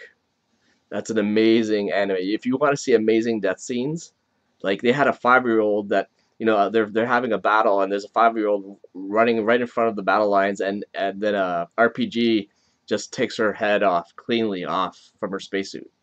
I don't think they're going to go too gory though. No, it's not gory. It's not gory when you see it, but it's shocking. It's kind of like that 2-year-old in the Reign of Death. Like the soldier asking the 2-year-old, "How old are you, two?" And then you see her get vaporized with the soldier with the Zentradi blast. Something to that effect. Yeah. No, this is anime. No one's going to sit there and believe that a 5-year-old was running across the screen and didn't trip Yeah, you so have that to the watch the bazooka movie. missed her. You have to watch the movie.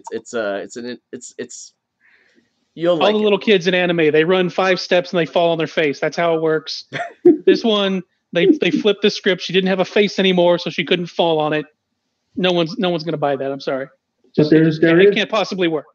there is one death scene though they can't touch. You have to let Roy go out the way he did. You can't have him go out in a blaze of glory. He has to die in Claudia's arms, or at least near Claudia, and because that death scene, it doesn't need to be touched. If you Okay. did that live action, Should there be blood in his flights, in his seat, in his fighter plane? Should there be blood then when the mechanics go and look inside the maintenance crews, when they go and look in there? not in the seat, you need to have the blood where he was sitting playing the guitar. That's where you need to see the blood, because you can't have the spoiler. You Okay. gotta have. So he's bleeding out, not realizing it then. Correct. I'm one of the guys against killing him. I think if there's gonna be a reboot, he should be living.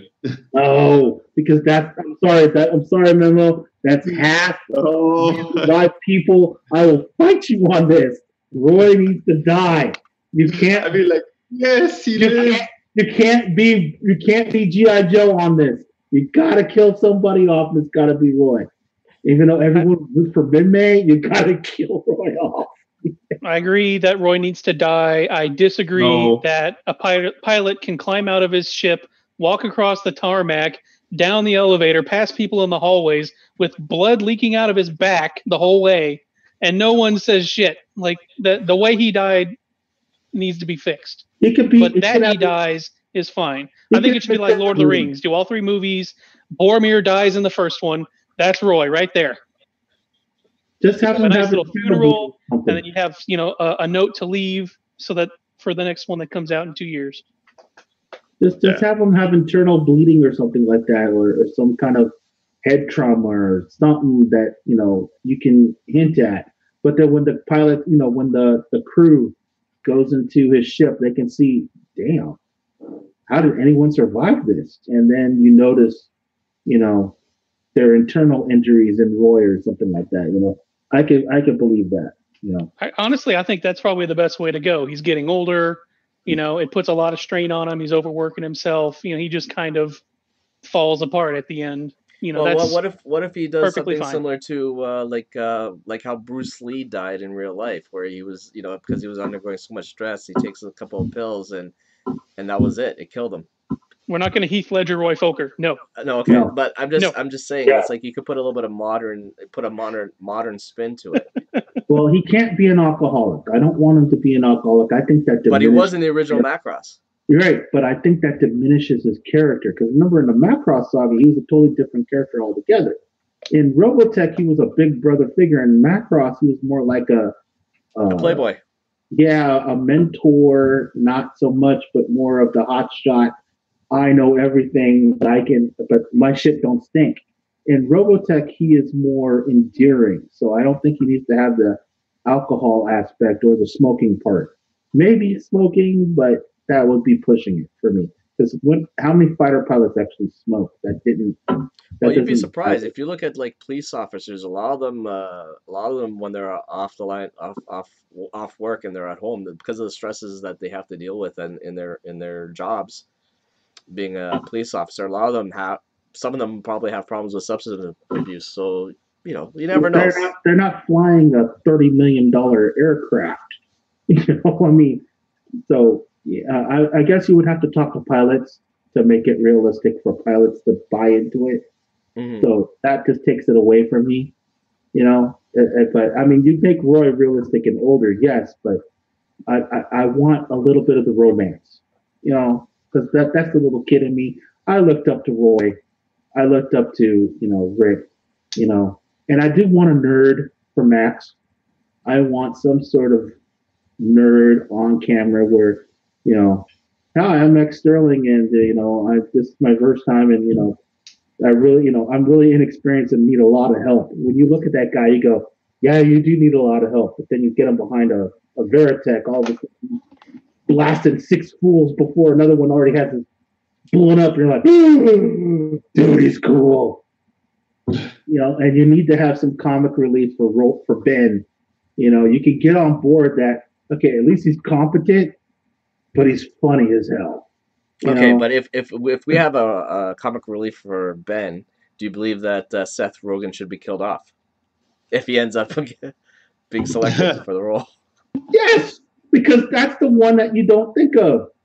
You think, oh, he's the comic relief. You can't kill him off, but then boom. Bye, Seth. See, you're the man. Love you, but gotta go. If there was any actor that I want to see slowly incinerated, That's messed up. like that's the slow mo money shot right there. What do you call it? The shields coming right behind him, meeting him up. Yeah. He'd probably be melting like those, like the Nazis in Indiana Jones. Like you could go the Gundam route where they become like naked in a field of light as they look back on their life and realize all of their mistakes and regret everything, and then death. Wait, but can we have the Star Wars? No. Or, no. Or something. Are we gonna have a no in there somewhere? No. Hey, Memo, any questions? Any new questions, Memo? On no, that's about it. No, we covered it all. Want to save it for after the panel Friday. We got a panel on Friday? Yeah, Robotech panel on this Friday coming up. Oh, cool. And that's hopefully. I don't think there's going to be a lot of information because everything has to come from the Muschettis. So that's what probably come a lot more on what's going to happen with the live action movie. So that's this Friday, the first Robotech panel. I'll record it, of course. But if I need to talk about it, we could talk about it afterwards. Yeah, that sounds like a plan. Yeah, the panel ends at 9. So it starts at 8 and it ends at 9. So that will be this Friday. And hopefully it's going to be the 29th. So hopefully they show the trailer for It 2 by then. And we'll know that It 2 is done. Okay, sounds good. So I guess I think are we ready to close off the show now, Memo? What do you think? Yeah. Okay. You guys, nice seeing you again or talking to you guys again. That was funny. Space Force coming to you very soon. Hey, thanks to everyone who's on the chat lines. Thanks for coming out, you guys. We got a lot of people in chat. I'm looking through it. Great chat. Internal bleeding. Lucas Till as Roy Fokker. They threw out there. That one's for Lancer. Lancer, you want to answer that one? I want Lucas Till as Max personally, but that's just me. I like MacGyver as Max. Yeah. All right. And let's wait and see what news comes out this Friday. We could do a panel Friday night. Wow, that's going to be super late at 9 o'clock. Then we have the fandom gathering afterwards. So, or the fandom dinner. I say probably that weekend, one of the nights, and see what happens with it too. If they come out with a trailer, then it's the waiting game to see when they're going to start. Which convention is this, Memo? Huh? Which convention is this? The panel? This is a WonderCon up in Anaheim. Okay. Over there where the Anime Expo where you went. Okay. So it's happening this Friday. It's a Robotech panel, Friday night. They have a Warner Brothers panel, but they're promoting other stuff. I don't know if they're going to show a trailer for it too. So we'll see. Any representation from Sony? No, nothing. No word on anything right now. Okay. And in regards to the comics, any representation from was it Titan Comics? I don't think for this show.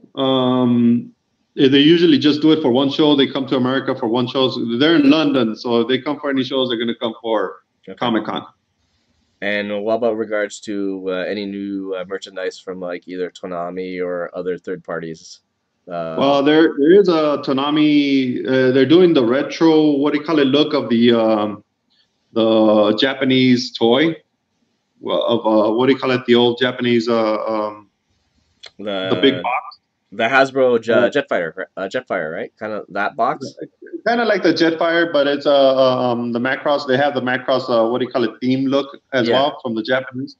But instead of the chunky monkey in there, or the chunky Veritech that everybody knows, it's actually the Toonami Veritech. So I think it's gonna be the one that probably falls apart. So unless they did some retooling and of the toys and 1/100, then it would be good, like the old the first masterpiece. Yes. But I don't know. I like the box art, but I'm not. When I saw it, I thought it was going to be the old toy, but it wasn't. Okay. It doesn't have the fast pack thingies on it. By the look in the picture, it looks totally like the 1/100 masterpiece. Okay. Sounds good. It seems like we'll have a busy weekend, and do you want to do a show following up on that weekend as well? Correct. Yeah, we'll see if we could do it. Okay. We'll see if we could do it Saturday or Sunday. Okay, no problem. Well, I think it's running a little bit late here for me, and I got to go work tomorrow. So I would like to say thank you, everyone, for showing up. Thank you, Memo, Lancer, and Trez, for participating on this podcast. And hopefully we'll be here around next week, around sometime in the weekend, and give you a follow-up of what happens and is discussed at the panel this coming weekend. Yeah. And on behalf of myself, Memo, Lancer, and Trez, we wish you all thanks for watching the show. And if you like what you see here, give us a like. And if you don't like it, well, you know what to do. And please subscribe. And we'll be around for next week to discuss about more stuff that occurs on the Robotech world. But on behalf of myself and Memo as hosts, thank you all for watching, and I'll see you around next time. See you guys. Take care, everybody. Take care.